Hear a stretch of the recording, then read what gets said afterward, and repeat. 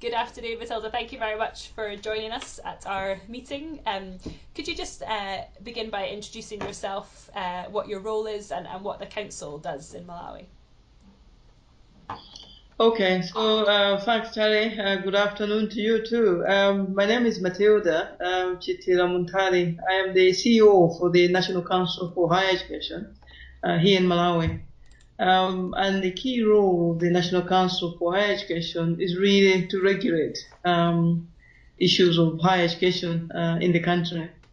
So we have a mandate which has been given to us here at the Council by the Act of Parliament to coordinate issues of higher education, supporting the Ministry of Education, to making sure that higher education institutions are being registered in order to operate, but also making sure that we are managing the quality of the higher education institutions, in addition to advising the government through the Ministry of Education in terms of how higher education is managed in the country.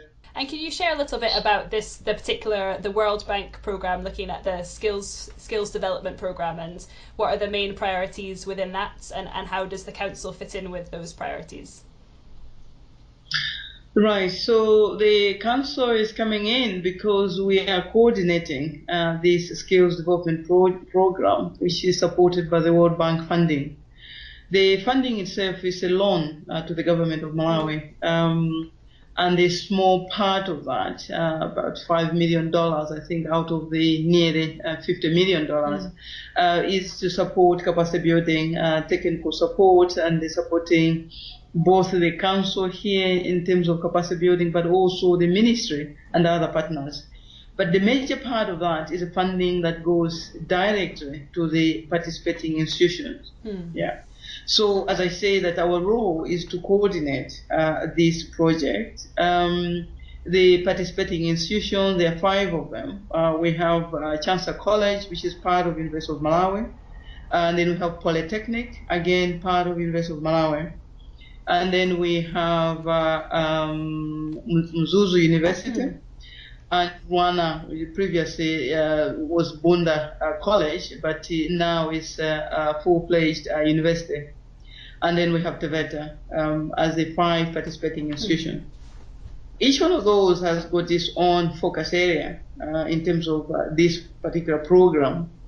And the funding, which is channeled through the Ministry of Finance, as I say, because it's a loan, so the Ministry of Finance and ourselves work very closely in terms of how this program is implemented.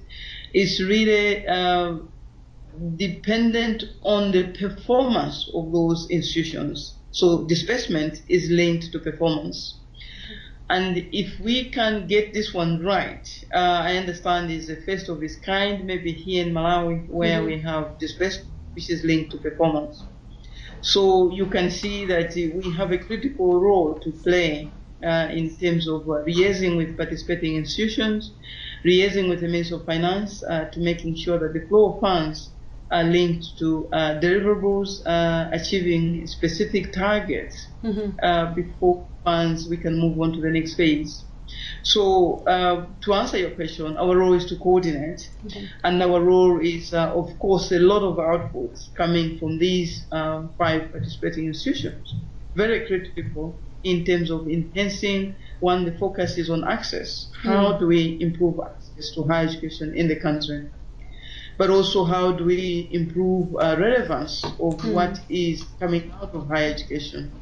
The need of the industry, like you would expect in any country, really has to be linked. The skills development, the human power capacity of any country has to be linked to what is coming out of our higher education institution in order to support the availability of skilled personnel and the relevance of those various programs that are offered at these institutions to answer the need of the country.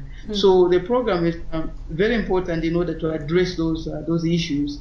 And we hope that indeed we can, over 5 years, we can achieve these key targets. Enrollment in Malawi in higher education still continues to be very low, and of those who do go to university, as we understand it, they come from the more richer communities within Malawi. What's the plan in terms of increasing accessibility to higher education through the programme? Yes, it's quite well known that access to higher education here in Malawi is among the lowest, maybe when you look around the world. Of course, there's a lot we can learn from other countries, lessons that they have implemented to increase access at various levels, whether it's access for on the gender equality, increasing more intake on the women, but also maybe those coming from poorer communities, comparable to other parts of the country. How do we increase access?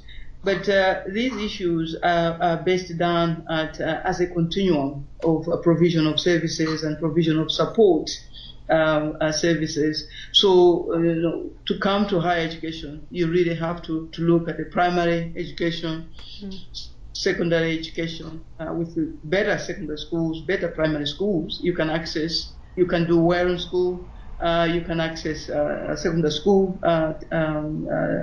education, and from there, as you know, here in Malawi, because of the limited access to higher education, so there's a lot of competition in terms of how to get that slot at the higher education institution. So which means that how well you do in secondary school will have a lot of influence whether you have access to higher education. So providing that continuum service to all the education sector is also one way of how to deal with this. But the other is having the right policies, of course, government policies that can enhance this issue of access, as I said already, whether it's on gender issues or whether it's just in terms of income differences in terms of inequalities of that, economic inequalities within the country. So the right government policies would help to target those who may be held back because they don't have the right provision, the right secondary school education to help them do well in secondary school, to access higher education, to improve their grades, for example, because either the books, learning books are not adequate, not enough in the classroom facilities are not conducive for a student to do well in primary school or in secondary school, so that we can have those students accessing higher education. So looking at various issues, but also working with partners, because the biggest advantage that partners do offer is that they have lessons coming from a variety of places. So one can more or less cherry pick sort of good lessons that we can say, well, these are applicable in a local context. And then, of course, feeding that into making sure that these are fed into policy making and implementing those issues. You made reference there to fees for students as well, and is part of the plan for this programme to look at student financing, loan systems as well? Will that be part of the programme? Yes, it is part of the programme, very nicely put, because higher education, really here in Malawi, and I'm sure it's a case everywhere you go in the world, but funding higher education, it is an expensive thing, and also for a country like Malawi, because there are a lot of competing things on the government budget. So the Treasury have always to balance the act. We have the health sector, education sector, the agriculture sector. All those are high priorities for Malawi. So indeed, financing the higher education is a big challenge. It is clear that the government has not really not been open about it. They have said that we need to find alternative ways how to fund higher education. The current system whereby you have certain students, they have access to government funds, is not sustainable at all. It's not sustainable. And the government really are asking us if we can coordinate supporting them, looking at alternative ways how to support higher education. So the learning system, for example, how do we establish a viable learning system? The government here has tried to set up a system of providing loans to students in higher education. But it hasn't worked because of the mechanism to recover those loans haven't been efficient, and they haven't been implemented in a successful manner. So the skill development project is supporting the council and all the key partners in this project to go and look at other systems in terms of students' loans, students' financing. So students' loan is just one of those. Of course, students' financing, there's a lot more. But in terms of the provision of loans for students, so the program funded a team to go to look at the Tanzanian system, for example, and the Kenyan system, how they provide loans and their recovery system, and how they can also identify specific groups of students in terms of need basis. So it's not just it's sort of saying a blanket or the loans available to everyone, but there must be a way to sort of do means testing. And the system developed to do the means testing can be very, very useful here in Malawi. To cite the example of Chansa College, where in this particular program, the SDP program, Chansa College is focusing at enhancing or increasing the science teachers. So that is a sort of thing that is, in many ways, very helpful here in Malawi, where the government can have specific policy where they are targeting specific issues. So I was mentioning issues of means testing in terms of provision of loans, but also government specifically supporting particular programs, in this case, increasing science teachers. So, and I think we saw this in Tanzania and Kenya when the team went to look at their system. So all those are issues which can really support, in terms of addressing specific challenges that we have here in Malawi in terms of students' loans, student financing. There isn't enough around, as I say, in terms of funds to support students in higher education. And here I'm talking about teaching. We haven't even touched the issue of research, because higher education is not just to do with teaching. We have to focus on research as well. We need to encourage these institutions to be multidimensional. So providing services which are very expert-based services, being centers of excellence, all those issues require good funding into higher education. But the current challenges are those issues to do with students' financing, students' loans. We need to make enough in the pot to support a number of students. In terms of the contribution of sort of new providers, private sector companies that might want to invest in higher education, and that being an opportunity to think about sustainability. Can you speak a little bit about that and what that looks like in a Malawian context? Sustainability, like I said already, a lot of challenges, of course, you'd expect. I think this happens in many countries, but as I said already, more so here in Malawi, because the needs are many at various levels. I did mention about the agriculture sector, the health sector, a lot of need in terms of competing for the same little amount of money that is available. So when we come up with solutions or ideas in terms of how to address this challenge, sustainability is really a key part of that. And I was mentioning to you that teaching in higher education is not the only thing that we really need to be thinking about, because we need to look at how higher education institution can be multidimensional.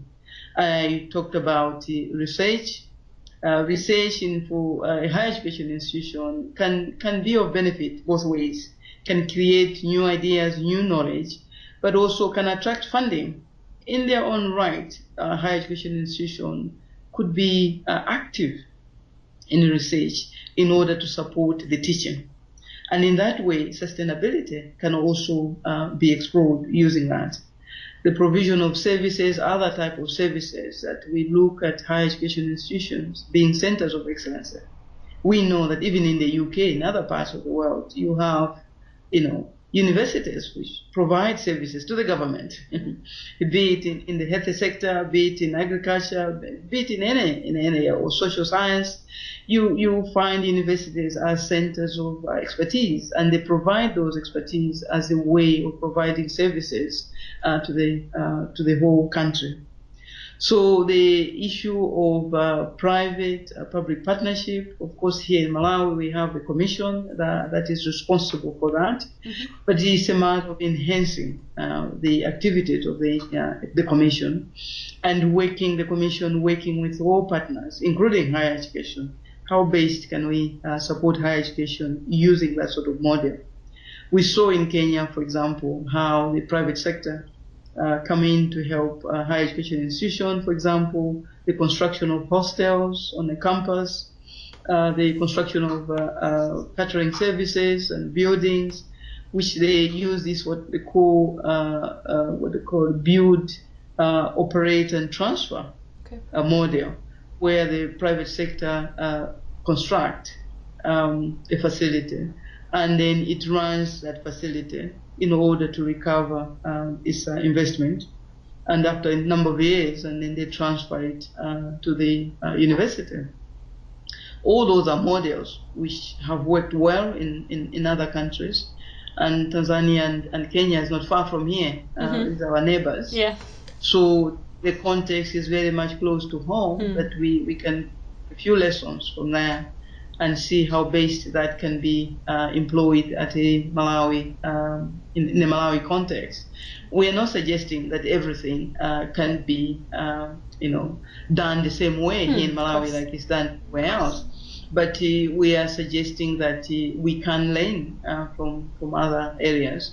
And this is how important it is to work with partners like the World Bank, David, for example, because you deal with so many other partners at a global level, and you come across piles and piles of lessons that some of them could be applicable, some of them could be modified, but it's not a question of reinventing the wheel or starting from scratch. No, it's trying to use what's there and see how best we can use that. So in the case of private-public partnership, a lot of lessons are known, but in some places it hasn't worked very well, because these things have to be combined with policy, government policy, how best the model can work.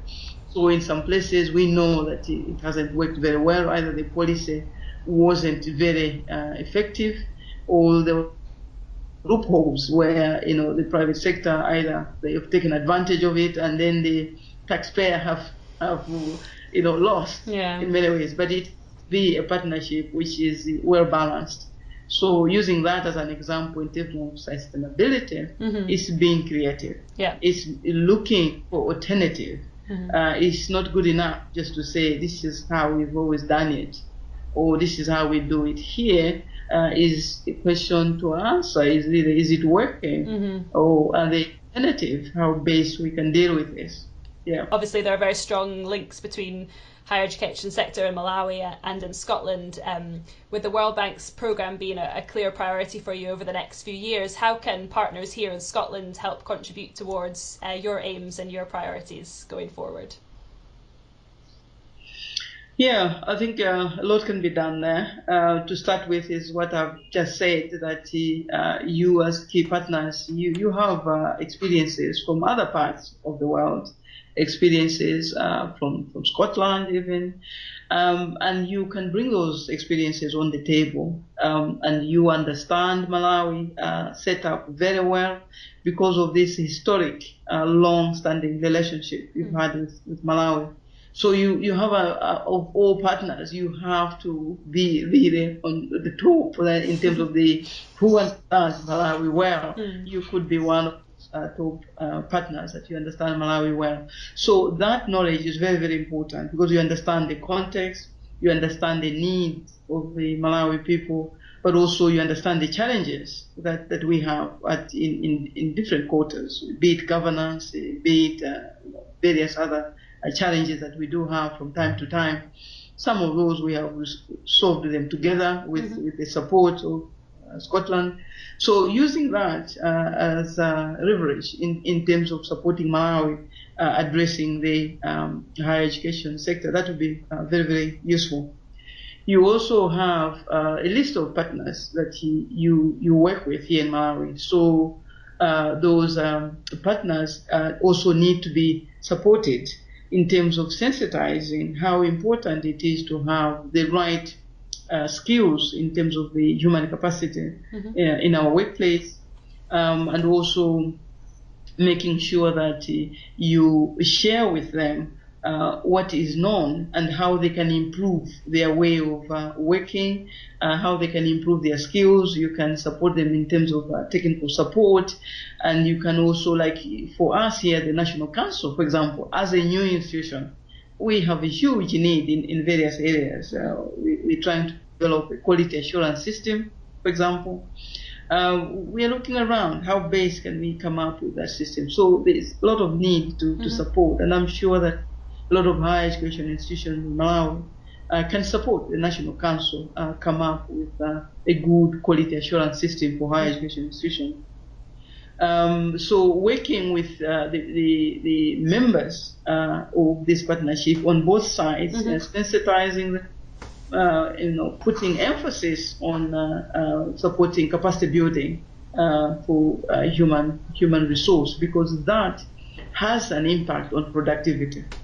If the human resource is well skilled, well prepared to do the job, the efficiency is improved, and that can only improve productivity, and that can only into economic development. So yes, you have a huge role to play from that point of view.